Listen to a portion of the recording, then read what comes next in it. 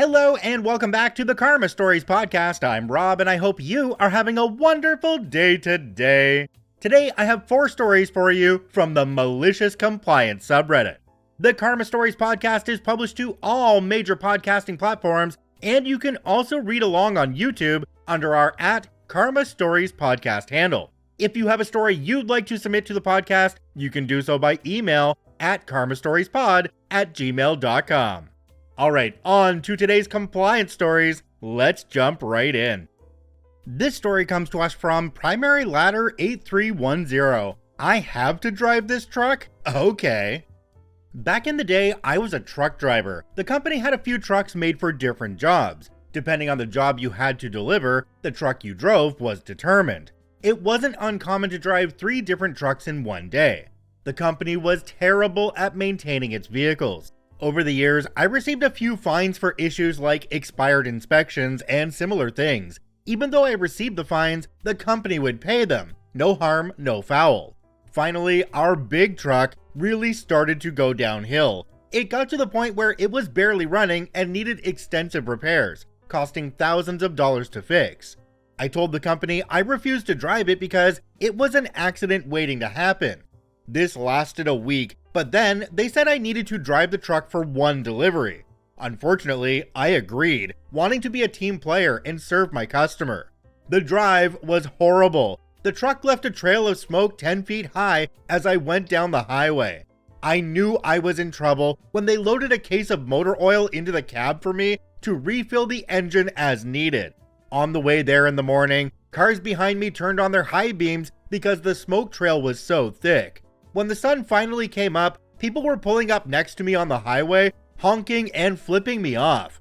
I found out that so much liquid oil was coming out of the exhaust that it was landing on the vehicles behind me. It was only a 50-mile round trip, but the truck lost 24 quarts of oil and almost a full tank of fuel. I told the company again that I wouldn't drive the truck until it was fixed. As a truck driver, you're required to do a pre-trip inspection every day before driving. You mark defects in the logbook, which has sections for company records, and a copy for the DOT if requested. I made sure to fill out thoroughly every time I drove this truck. I also made a separate list for myself, noting additional issues that weren't part of the official inspection. The next day, I came in and found the truck fully loaded. I told them I wasn't driving it. They said, well, you have to. After a quick thought, I say, okay. Cue Malicious Compliance.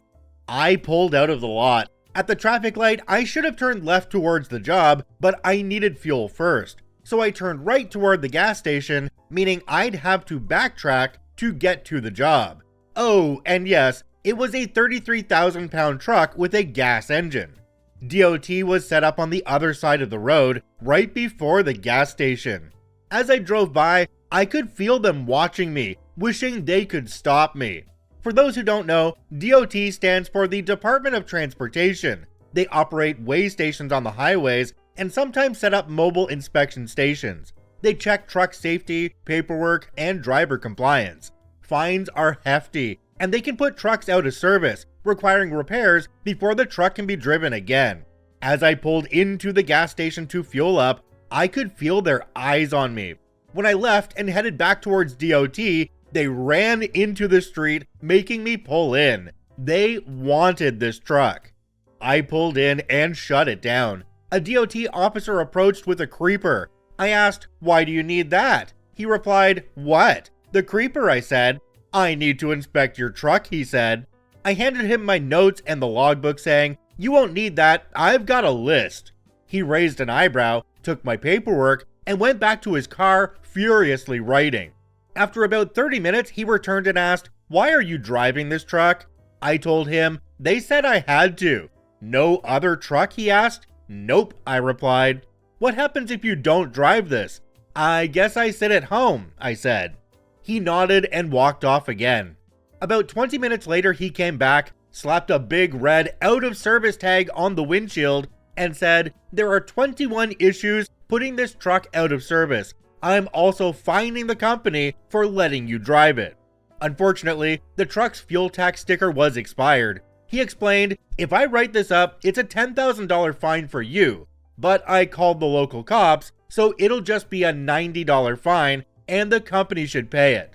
I thanked him as he left. Then I called the company and got a ride back to the warehouse.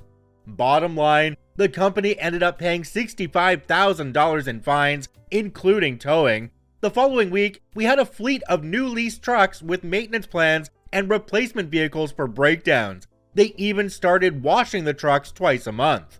I stayed with the company for another 2 years, but eventually quit due to other truck issues. A competitor poached me with better pay. This whole experience just goes to show I'm not risking my life or the public's life for your job. In the end, the company paid $65,000 for a lesson they should have learned sooner. When I say I'm not doing it unless it's safe. Jumping down to the comment section on this one, we have one from a user called Emotional Draw 8755. It says, I never understood why companies wait for big consequences to do the right thing when it costs so much more in the end when they get caught. Another commenter called Johnny Doe 94 said, it amazes me. They had $65,000 for fines and much more to lease newer vehicles. How much maintenance could they have performed on all or most of their vehicles with the $65,000, yet alone any additional funds they had? It all could have been avoided if they'd outlaid the cash for the maintenance anyway.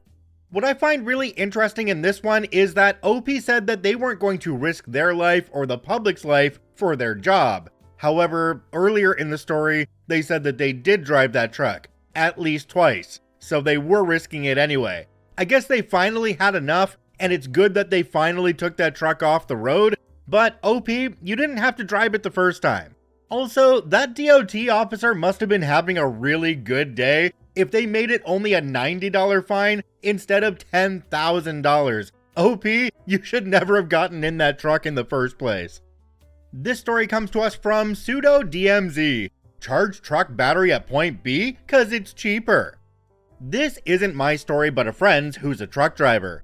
Recently, the contractor company my friend's boss works with got an electric truck. It's a big company and they already have a few electric trucks at a different location where charging is much easier due to the availability of stations. Since it seems to be going well, and I say seems because next year the electric trucks won't be exempt from paying tolls, and an electric truck costs twice as much as a fully equipped Scania, they thought it'd be a great idea and good promotion to get another electric truck for the location where my friend works. The problem? Before ordering, nobody checked the availability of charging stations or even considered the distances and routes my friend drives. They only noted that his hometown seemed practical for their plans. Now comes the good part. It turns out there aren't many stations capable of charging a truck. I'm no electrician, but I consider myself pretty technically savvy, so I went through the hassle of talking to the company to try to explain the issue.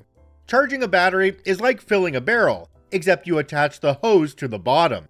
You need a certain amount of base pressure, in this case power, to make it work efficiently. Most charging stations only pack 75 to 150 kilowatts, which is useless for a truck. The only 300 kilowatt station in the area is located in the next city, not far in distance, but the traffic is horrendous. Imagine driving an hour just to go 10 miles. But management had a completely different concern, the cost. The 300 kilowatt station charges, don't know the exact value, but I think it's around 80 cents per kilowatt hour, while the 150 kilowatt station only costs 65 cents per kilowatt hour. So they demanded that he charge the truck at the cheaper station. Here's where it gets even better, and this is why I tried reasoning with them, to no avail of course. Not every charging station is built to accommodate a truck, not even the 300 kilowatt ones. This means my friend has to first find an empty space to leave his trailer. After that, he still has to find a lot where he can park and charge. And even then, there's a chance someone will park next to him and use the second charging cable from the station, which halves the performance to 75 kilowatts. For reference, even charging at a 300 kilowatt station takes 2 hours. After our arguments hit a brick wall, my friend gave in. You want me to waste valuable time on a subpar charger just because it's a little cheaper? Fine. The next day, he went to charge. After 2 or 3 hours, the office started panicking because work was piling up and they couldn't keep up with deliveries. They called him. "Are you done charging yet?" "Nope, not even close, buddy." "When are you planning to return? We need you at work. You know a truck only makes money when it's rolling, not parked." I'm not the one who came up with the idea to charge a truck at a 150 kilowatt station. You sent me here. I tried explaining it to you, but you wouldn't listen. Unless you want me to leave and search for another charging station, you'll have to wait. How long? Well, I just hit the 17% mark, so I'll be here for a while. He ended up camped out there the entire day, got nothing done, and the battery still wasn't fully charged by the end. After that, they never bothered him again. Jumping down to the comment section on this one, we have one from a user called Bjorn1978-2. It says, "They need to get chargers installed where he parks for the night. Plug it in and go home for the day." OP responded and said, "That won't be easy. It has to be approved by the city. Then you get a permit, then you get engineers, start planning, yada yada yada. We asked an electrician doing maintenance on the charging stations. Takes a year or so, give or take." It's pretty obvious that the company really didn't think about what they were doing by sending that electric truck to that particular location. Because if they have to take it into the next town over to charge, and they're sitting there doing nothing, they're losing productivity because product isn't moving. Honestly, if they didn't move this electric truck back over to their other facility that had the charging capability, they were pretty dumb. This story comes to us from Spades9316. Your shift, your rules? Sure. Over a decade ago, I worked for a fast food chain. It was my very first job at 17 and I loved it. The store manager, we'll call her Kitty, was a grade A hard butt. She had rules set up that you were expected to follow to the letter. She scheduled what position you worked and you worked it, end of story. I'd started working there right before she took over, and while working for her, I grew to really appreciate her. We all did. While she was hard when it came to rules and how the store ran, she was also hard to customers who might attack us for no reason. When people did what they were supposed to do, she was chill. If not, well, her mom's side came out and you felt like you had disappointed her big time. That's enough backstory, so here's the incident. The incident. This occurred a month before my 3-year anniversary. I was one of their best employees, knowing almost every position and duty, aside from manager stuff. To top it off, I was one of their fastest on the board position. The board is where we put together the food that was cooked up by the cook and fry station. Kitty asked me if I could start working overnight as we needed the coverage. Being a team player and curious about overnight, I said sure. So that night, I came in at 10 p.m. There was another person from the day shift, a cook, who I saw there who also switched over. Me and him were work friends, but that's about it. So when our shift started, the team leader, a woman who had started not long ago and was a rung under supervisor but above us, read off everyone's position for the night. I ended up with front end cashier, which was weird because Kitty had said she wanted me on the board. The cook mentioned this and she said it's her shift, so it's her way. We started and we got hit hard in the drive-thru. I was only front end cashier, so I just focused on customers and the fry station. I'd look up every now and then and see we were 10 orders deep. I just stood there though, cause it's her shift, her way. I also listened as the cook kept telling her to throw me over there cause I was better and faster, which I was. Eventually, the cook had disappeared for a bit, and when he came back, her phone started ringing. She left for a minute and then came back with a new drawer and told me to just go over there. I did and got our time down quickly. She was livid at this the rest of the shift. After the rush ended, she practically locked herself in the manager's office while we just went about our chores list. The next day before my shift started, she called me into the office. There was another manager there I did not get along with. I don't remember why exactly. All I remember was we were both on each other's crap list. Anyways, she had a sheet there for me to sign for discipline issues, stating I was being reprimanded for being on my phone. I was when we were slow, and I was talking a friend down, and for trading cleaning jobs. It was stupid and petty and cost me my job, as that was 3 write-ups. Had one for tardiness previously. I signed it and left. Not even a month later, both of those managers got fired, don't remember why. I got a new job working overnight at a much more relaxing place. So the malicious compliance in this one might be hard to find, but I took it as OP staying at the station they were told to work at and not helping when things got really busy. There is another way you could look at this story though. It's basically OP saying, hey, I had to work for a different manager and I didn't do what I was told, so they fired me. I mean, I think you made your own bed there, and you sound surprised that you had to sleep in it after. Am I being overly critical again? Let me know in the YouTube comments. This story comes to us from Joao Balaya, maliciously funny middle school compliance. I'm a middle school teacher, and one of my 7th graders is an ADHD kid with a heavily active imagination. He loves working with his hands, so he is always cutting up paper, braiding yarn, etc. We always encourage him to clear his desk for class, and at least try to keep the clutter away.